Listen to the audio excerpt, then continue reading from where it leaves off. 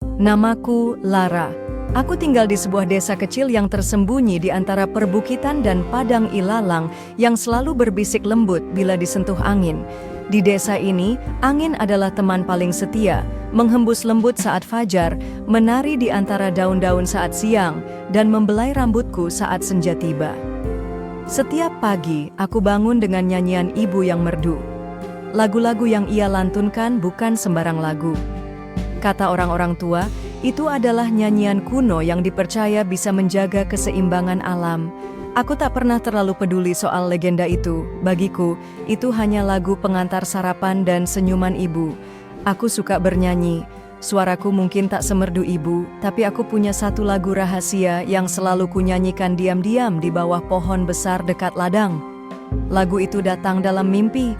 Suara lembut yang mengajarkan nada-nadanya malam demi malam, hingga akhirnya terekam di dalam hatiku. Desa kami selalu damai. Tak pernah ada badai, tak pernah ada kekeringan. Orang-orang percaya itu karena angin mencintai kami. Tapi aku diam-diam merasa angin hanya mengikuti irama dari lagu-lagu yang terus mengalun di desa ini. Aku tidak tahu, hari itu akan jadi hari terakhir aku mendengar nyanyian ibu seperti biasa. Dan lagu rahasia yang dulu hanya milikku akan jadi satu-satunya harapan seluruh desa. Hari itu, angin tak lagi membelai dengan lembut. Ia datang dengan hentakan tak biasa, liar, melingkar, dan membawa bau asing yang menusuk hidung. Pohon-pohon bergoyang hebat, genteng rumah beterbangan, dan ladang mulai porak-poranda. Semua orang panik, tapi aku hanya berdiri membeku di halaman rumah, mendengarkan, karena untuk pertama kalinya tidak ada lagu dari ibu. Aku berlari ke dalam, memanggil-manggilnya, tapi yang kutemukan hanyalah kursi rotan yang kosong dan sapu tangan birunya tertinggal di ambang jendela. Ibu hilang. Tak seorang pun melihat kemana ia pergi. Beberapa bilang ia tertelan badai, yang lain percaya ia dibawa oleh penjaga angin, sosok dalam cerita lama yang datang bila lagu-lagu penjaga desa berhenti terdengar. Ketika malam tiba, badai mereda, tapi tidak dengan hatiku. Desa berubah sunyi, tanaman mulai layu, hewan ternak gelisah, dan suara alam yang biasa menenangkan sirna. Aku duduk di bawah pohon tempat biasa aku menyanyi, mencoba mengingat nada lagu rahasiaku, berharap itu bisa menenangkan segalanya. Tapi saat bait pertama keluar, angin langsung berhenti, seolah mendengarkan. Disitulah aku sadar, lagu itu bukan sekadar mimpi, ia adalah kunci, dan mungkin satu-satunya cara untuk menemukan ibu kembali. Keesokan harinya, aku memutuskan mengikuti arah angin terakhir sebelum ia berhenti. Kupanggul ransel kecil berisi bekal seadanya dan buku lagu usang milik ibu yang dulu tak pernah kubuka. Ayah hanya menatapku diam, matanya penuh tanya, tapi tak menahan. Seolah ia tahu, ini memang jalanku. Langkahku membawaku ke hutan tilu, tempat yang selalu dilarang untuk dimasuki anak-anak. Tapi hari itu, dahan-dahan pohon seolah membentuk lorong untukku. Di tengah hutan, aku menemukan batu besar dengan ukiran nada dan kata-kata aneh. Hanya jiwa yang tulus bisa menyatukan angin dan nyanyian.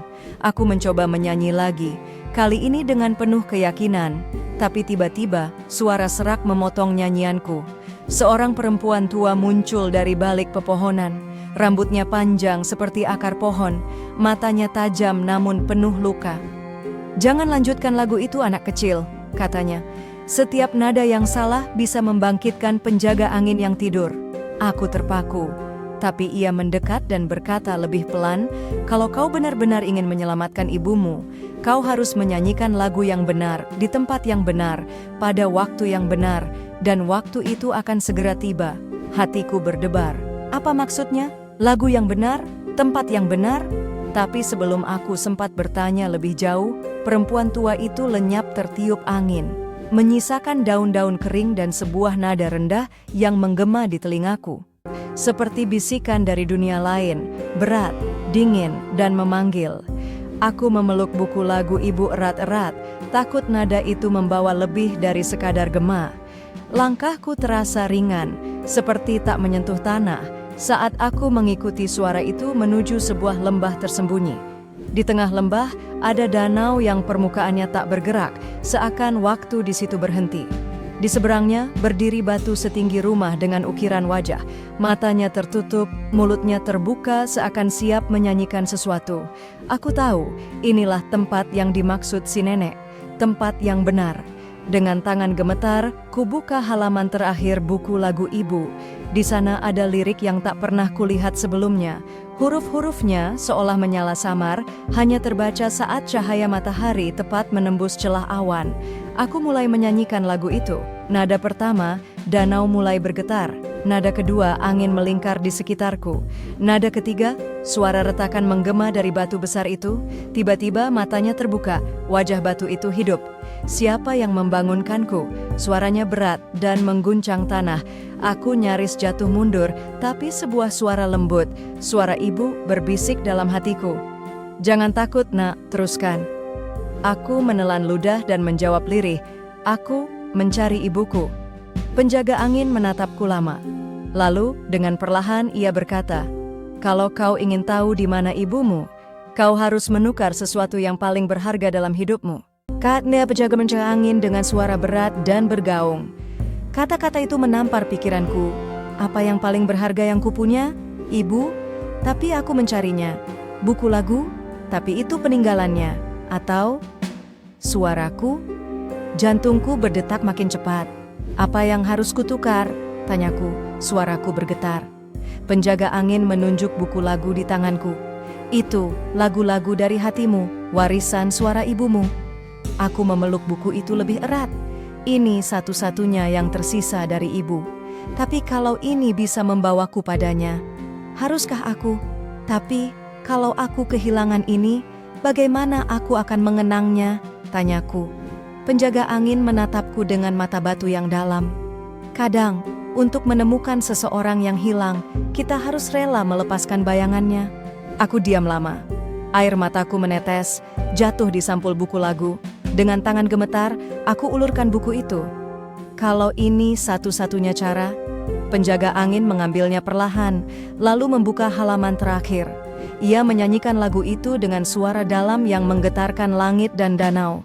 Saat nada terakhir bergema, cahaya muncul dari air dan membentuk sebuah pintu, berkilau lembut seperti pelukan ibu. "Masuklah," katanya.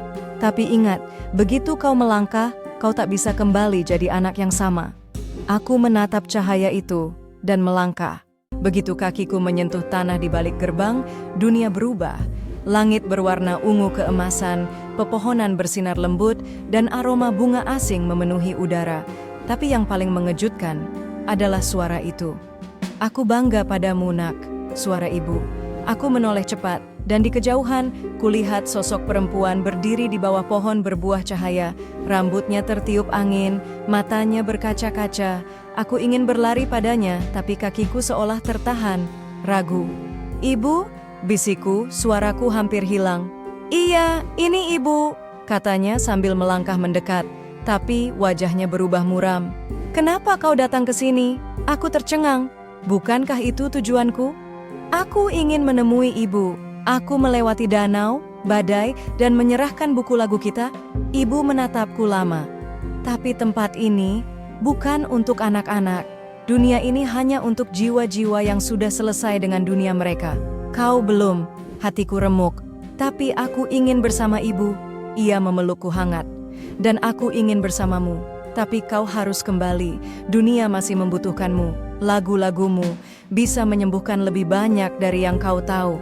Aku menggigil. Tapi aku kehilangan suaraku. Kehilangan lagu kita. Ibu menyentuh dadaku. "Lagu sejati tak pernah ada di buku. Ia hidup di dalam hatimu." Tiba-tiba, gerbang cahaya terbuka di belakangku.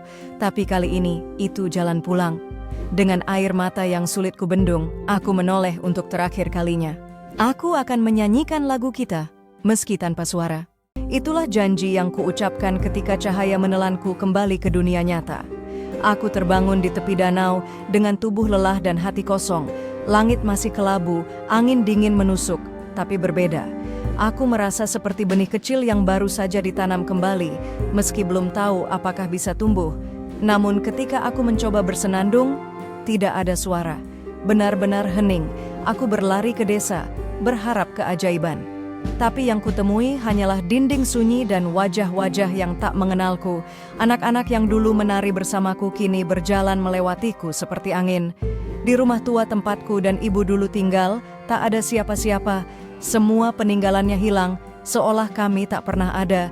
Tanganku gemetar, tapi aku membuka jendela, duduk di ambang dan mulai mengetuk ritme lagu kami di kayu. Tok, tok, tok. Ritme kecil, ingatan besar. Seorang anak lewat. Ia berhenti. Aku mengangguk, lalu menepuk pola nada. Ia menirukannya, lalu tertawa. Saat itu, aku sadar, suaraku mungkin hilang, tapi pesannya belum. Lagu kami belum padam, hanya berubah bentuk. Dan saat satu anak menepuk, lalu dua, lalu lima, hingga halaman penuh ketukan dan tawa, aku menangis. Dalam diam, dunia menyanyi kembali. Hari itu, ketika halaman penuh dengan anak-anak yang mengetuk ritme dan menciptakan lagu dari tawa, bayangan besar menyelimuti tanah. Seekor burung hitam, bukan seperti gagak biasa, mendarat di tengah lingkaran anak-anak. Matanya bersinar keperakan, suaranya dingin saat berbisik hanya padaku. Kau memulihkan lagu dunia, tapi suaramu tetap hilang karena satu alasan, kau belum memilih. Aku terdiam. Memilih apa? Burung itu menunjuk ke langit yang mulai terbelah. Kembalilah ke dunia nada, gantikan sang penjaga lama. Tapi jika kau memilih tinggal di sini, semua akan terlupakan. Lagu, anak-anak, bahkan suara hatimu. Aku gemetar. Jika aku kembali, aku takkan pernah pulang. Tapi jika aku tinggal, dunia akan sunyi lagi. Anak-anak menatapku, mereka tak tahu. Tapi mereka menunggu, seperti menanti ketukan pertamaku untuk mulai bernyanyi. Aku melangkah mundur, lalu melihat jemariku yang dulu menari di atas dawai, kini menggigil tanpa nada. Aku hanya seorang anak, bisikku dalam hati. Tapi bukankah setiap lagu besar juga dimulai dari nada pertama yang kecil? Aku menutup mata dan memilih satu jalan terakhir. Aku menatap bola perak itu dengan gemetar, berharap ia bukan kunci dari segala malapetaka. Tapi langit mendadak berubah kelam, dan suara-suara aneh terdengar dari balik pepohonan. Ini bukan mimpi, bisikku, menggenggam bola itu erat. Bayangan kelam muncul dari kejauhan, membentuk sosok yang samar namun menyeramkan. Aku tahu, aku harus melindungi benda ini, tapi aku bahkan belum tahu siapa yang mengejarku. Dengan langkah ragu, aku menyusuri jalan setapak menuju rumah Nenek Embun, satu-satunya yang mungkin tahu makna bola perak ini. Di sepanjang perjalanan, daun-daun berguguran tanpa angin, dan hewan-hewan hutan menghilang dari pandangan. Dunia terasa sepi, terlalu sepi. Tiba-tiba, kabut putih turun, dan dari balik kabut, sosok berjubah hitam muncul. Ia tak berkata apa-apa, tapi tatapannya menembus dadaku. Aku ingin berlari, tapi kakiku seperti ditanam dalam tanah. Bola perak di tanganku bersinar lembut, seolah menenangkanku. Dan saat itu juga, jubah hitam itu lenyap, seolah hanya ilusi. Saat akhirnya aku sampai di depan rumah Nenek Embun, pintunya terbuka sedikit, seakan menungguku. Hatiku berdebar. Aku belum pernah melihat rumah ini sesunyi itu. "Nenek," panggilku pelan. Tak ada jawaban. Hanya suara desir angin dan bisikan dari dalam rumah. Membuat bulu kudukku meremang. Suaranya pelan, namun seakan memanggil namaku dengan nada yang tak asing. Dan itu yang paling menakutkan. Aku mendorong pintu perlahan, dan aroma kayu tua serta bunga kering menyambutku. Rumah itu tak berubah, tapi hawa di dalamnya berbeda. Dingin, sunyi. Tidak seperti rumah Nenek Embun biasanya. "Nenek," panggilku lagi, sedikit lebih keras. Tiba-tiba, bola perak di tanganku kembali bersinar, kali ini lebih terang, memancar ke arah dinding yang dipenuhi lukisan tua. Salah satunya bergetar pelan, lalu terdorong, memperlihatkan celah menuju ruang rahasia. Aku belum pernah tahu ada tempat seperti itu. Dengan napas tertahan, aku melangkah masuk. Di dalamnya, aku menemukan rak-rak penuh gulungan tua, kristal menggantung di langit-langit, dan di tengahnya, sebuah cermin besar yang permukaannya berkilau seperti air. Di depannya berdiri Nenek Embun, namun tubuhnya gemetar, wajahnya pucat. "Aku tahu kau akan datang," ucapnya lirih tanpa menoleh. Bola itu bukan sekadar benda, Itu adalah segel terakhir dunia lama dan kini ia terbangun. Aku menatap pantulan kami di cermin, tapi pantulan bola perak tidak ada. Segalanya berubah sejak kau menyentuhnya, lanjutnya. Dan kini, waktu kita tinggal sedikit, hatiku berdegup kencang. Aku belum sepenuhnya mengerti, tapi aku tahu satu hal. Petualangan yang sesungguhnya baru saja dimulai. Cermin itu bukan sekadar benda ajaib, ia adalah gerbang.